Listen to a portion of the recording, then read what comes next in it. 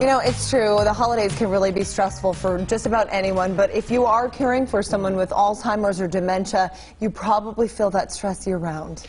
Oh, caregivers are so often busy meeting the needs of their loved one that they neglect their own physical and even mental health. I met a devoted wife who ignored signs of serious heart problems until it was almost too late.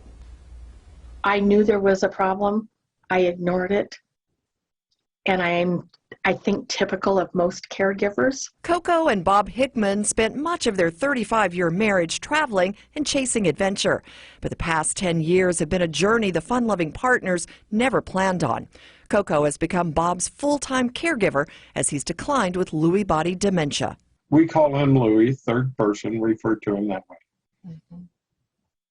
way. Not good. The couple tries to maintain their sense of humor through this debilitating disease. Bob's vivid hallucinations forced him to hand over the car keys. Travel nowadays consists of routine doctor visits. Coco handles his medications, his meals, Bob's failing memory, and all of the household chores. The emotional and physical strain is constant. Caregiving is such a time-intensive process, and particularly in the later stages of the disease, it truly becomes a 24-hour, 7-day-a-week job. And so as a result, caregivers have less and less time for maintaining their own health. That became all too real for Coco. The couple recently moved from Las Vegas to Washington State to be near family in case of an emergency, and she's glad they did. I had an issue where I had to be life-flighted to Seattle for heart issues. Thankfully, they kept me alive until I got there. Coco now has a pacemaker, but the outcome could have been very different.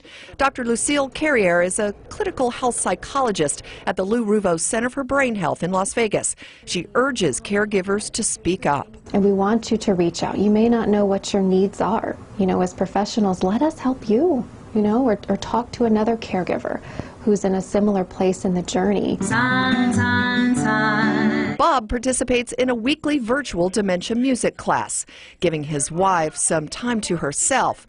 And Coco has joined a valuable caregiver support group. Social connection, human connection at its basic form, is such a vital component along the caregiver journey to reduce those feelings of isolation, to reduce burden, strain. Coco says she now realizes that her own well-being ensures that she'll be there for Bob as long as he needs her. I can't overstate that, because if you don't take care of yourself, you can't take care of them. Well, Coco also recently just took a much-needed weekend away with her sister for a break and a change of scenery. Dr. Carrier says respite for caregivers is incredibly important. Here's what else she suggests. Reach out to family, friends, or neighbors for help so that you can take those breaks when you need them. Make a care plan for yourself along with your loved one.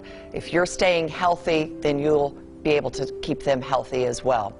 Connect with people either through a group or a friend for conversation. Allow yourself time to vent and get out that frustration. Stay informed of your loved one's prognosis so that you can plan ahead and overcome the fear of the unknown, and also work through your grief, the grief of the loss of your loved one. All great information.